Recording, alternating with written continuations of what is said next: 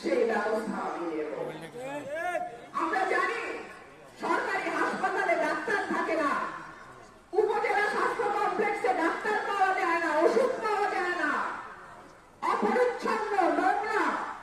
কি ঠিক না? ঠিক না? এলাকার এমপি যখন এলাকায় চিকিৎসা নেওয়া শুরু করবে তখন অটোমেটিক সব ঠিক হয়ে যাবে। আমি যদি আপনাদের ভোটে নির্বাচিত হতে পারি, ইনশাআল্লাহ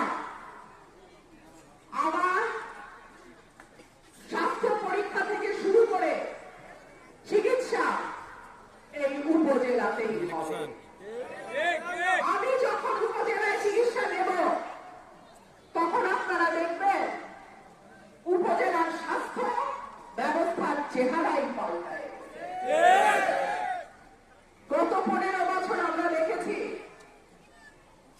একটা বিশেষ দলের সমর্থক না হলে, আওয়ামী লীগের কর্মী না হলে বিধবা ভাতা, বয়স্ক ভাতা, প্রতিবন্ধী ভাতা পাওয়া যায় না। আমি যদি আপনাদের ভোটে নির্বাচিত হই, আমি এলাকায় প্রকৃত দরিদ্র মানুষের তালিকা করব।